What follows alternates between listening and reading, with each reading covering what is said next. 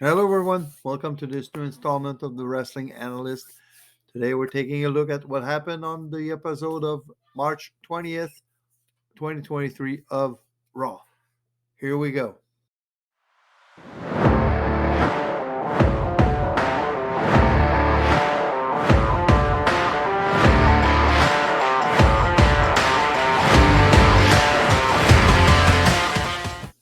Okay, so contrary to what I've been doing in the last few months, I'm going to do this in one shot. So show starts with Kevin Owens and Sami Zayn.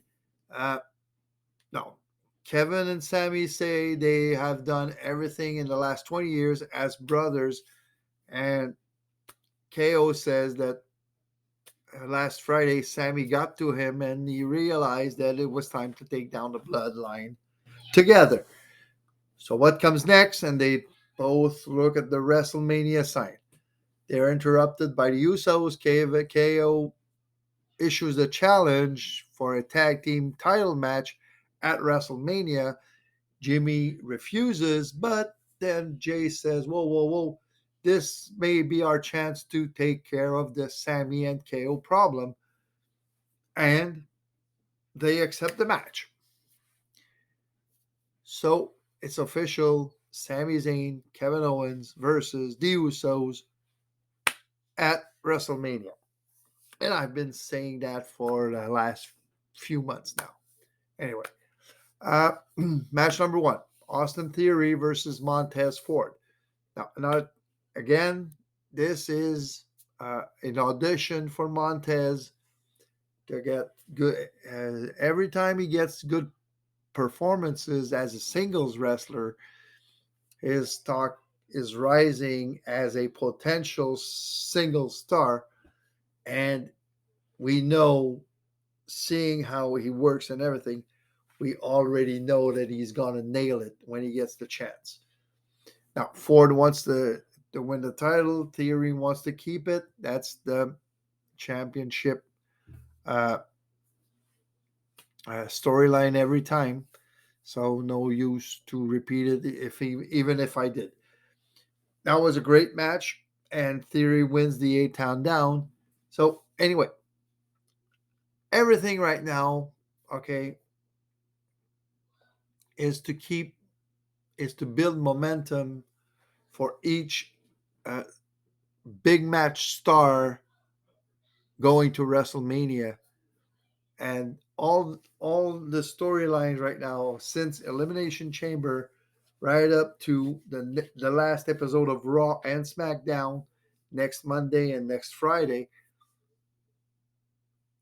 Every match right now is to build momentum towards WrestleMania. So you won't see any of them losing their matches, or almost none of them losing their matches.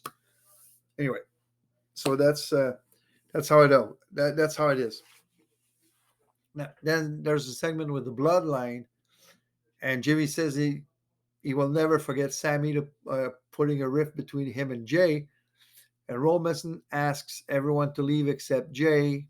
Talks to Jay, and when he leaves, Paul Heyman comes back and asks Roman if he got the answers he was looking for, and Roman says yes.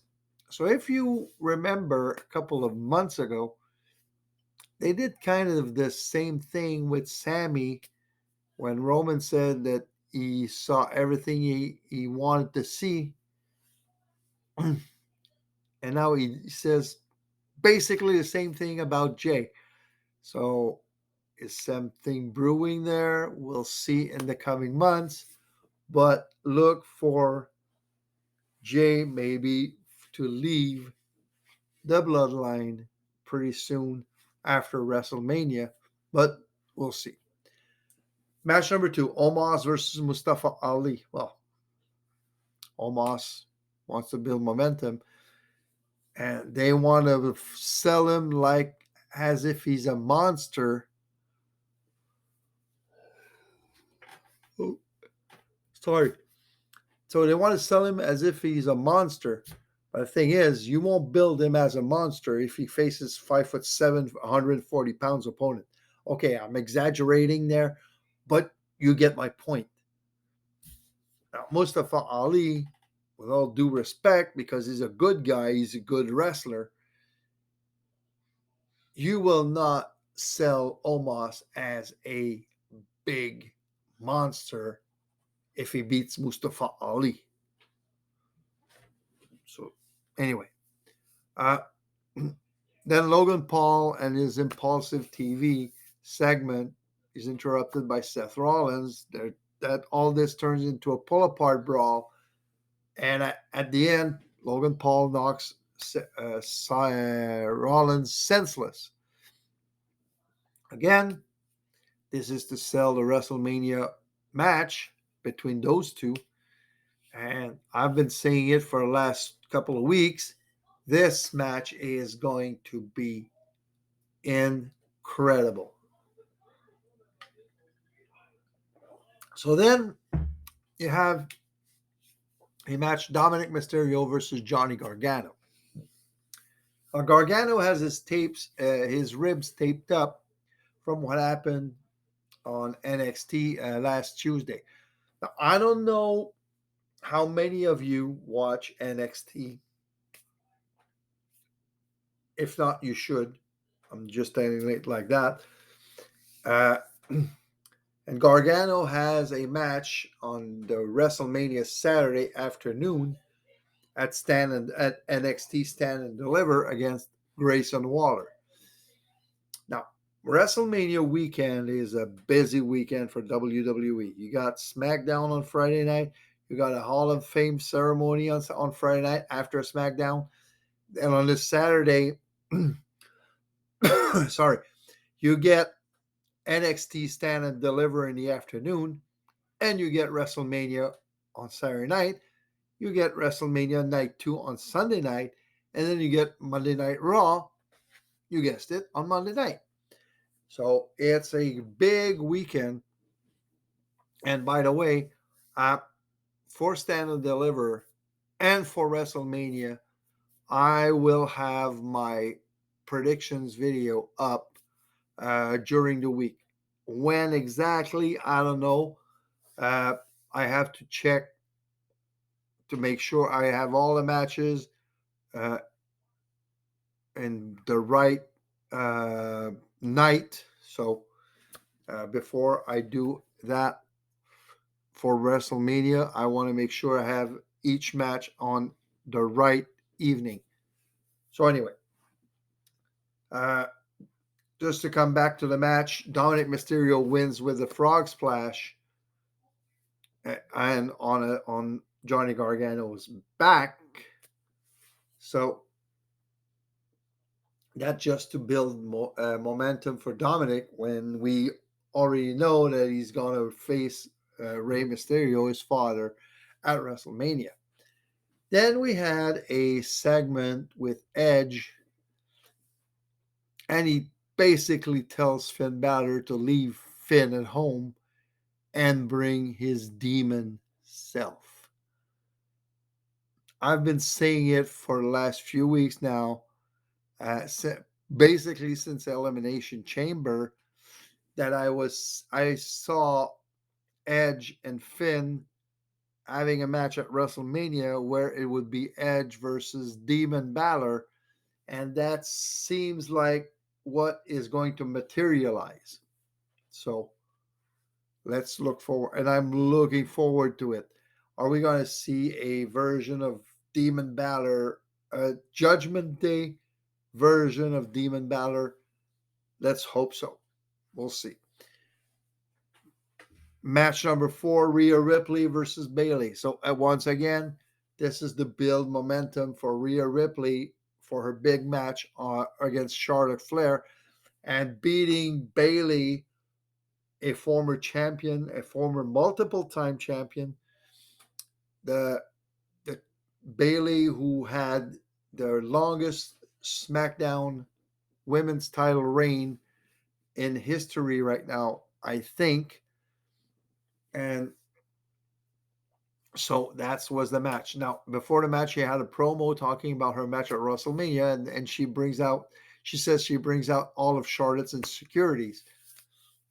Becky Lynch, Lita, and Trish arrive at ringside with a huge bag of popcorn, but Rhea Ripley wins with Riptide. Then we had a match with Ricochet and Chad Gable. Now, both of them are going to be in the tag team showcase match at WrestleMania, which features 4 tag teams in a fatal 4-way. And I guess it's not official now, but my guess is that the winner of this match is going to get a SmackDown or Raw tag team title shot.